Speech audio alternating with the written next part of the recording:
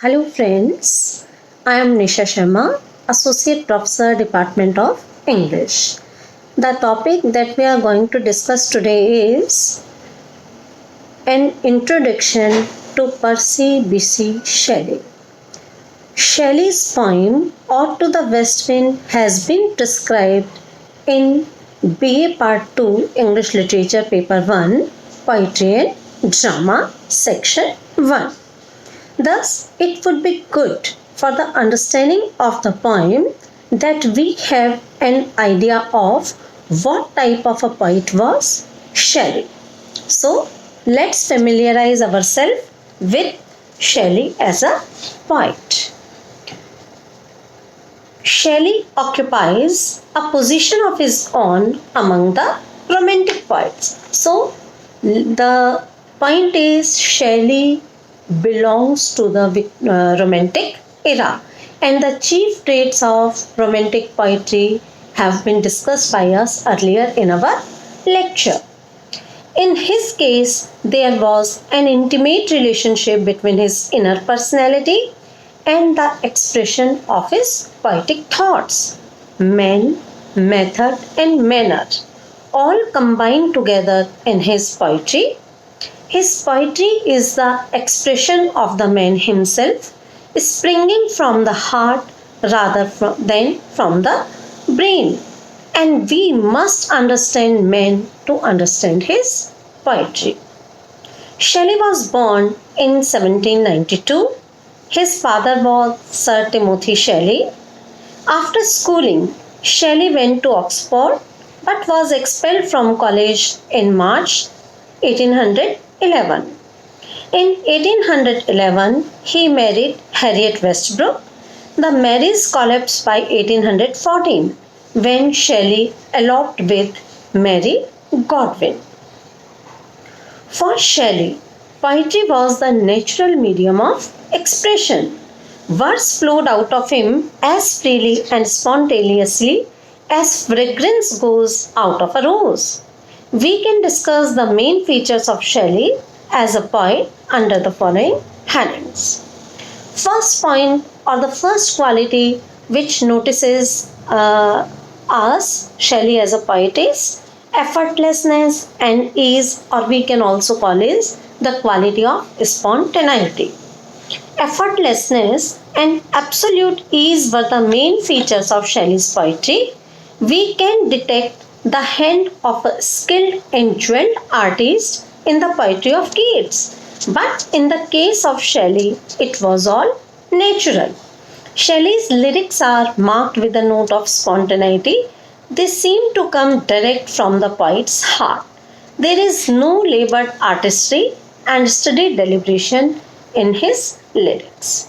Next quality of Shelley is musicality. His lyrics are quite melodious. Shelley's lyrics are extremely melodious, and the rapture of song enlivens each one of them. The Skylark poem is a triumph of musical harmony. It is because of the musical quality of his lyrics that Shelley has been called a perfect singing god by Swinburne. We also find that there is an impulsiveness, a rush, an impetuosity in Shelley's poem. Shelley's lyrics are gifted with a unique glow of rush and impetuosity, means they are rushing with violence, they are rushing with impulsion. In Shelley, the lyric fire burns slowly first and then it suddenly flares up towards heaven in a rush of flame, gradually coming down. Thus, Shelley's poetry is all in a state of hurry. Shelley is also known for melancholic element. We find in him a note of melancholy, occasional note of rapture and joy disappeared when the poet comes to the presentation of his own life. His autobiographical lyrics are uniformly said in the poem Ode to the West Wind. The personal cry becomes very piercing, and the agony of the poet's heart comes out in the lines, "O wind, lift me as a wave, a leaf, a cloud. I fall upon the thorns of life, I blade. But this doesn't mean that he was totally a pessimistic poet.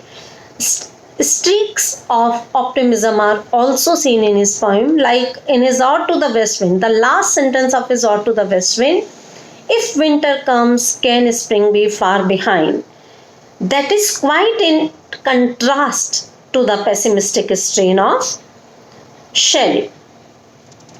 And this optimism is can be seen in all the happy poems of regeneration, where we confidently, or the poet confidently, hope for the dawn. Another quality which can be noticed in Shelley's poem is there is a prophetic note and touch of humanism. Let me first explain you that Shelley was a rebellious, a revolutionary poet by nature. He was not satisfied with the existing situation of the society, and he wanted to bring a change in it, and for that he needed some sort of medium. Sometimes it was a cloud, at other time it was a west wind. So he was not totally pessimistic. He still hoped for the betterment of the society, for regeneration of society, and that prophetic note of optimism can be seen in his poem. Some of the impersonal lyrics of Shelley deal with the concept of mankind freed from the tyranny of customs and oppressions of tyrants. These lyrics are colored with feelings of liberty, freedom, equality, fraternity, and love for mankind. For example, in his poem Ozymandias also, he is not satisfied with the existing institution, and he compares that situation with a graveyard, and he feels or he hopes that out of this graveyard some giant would appear that would set everything all right.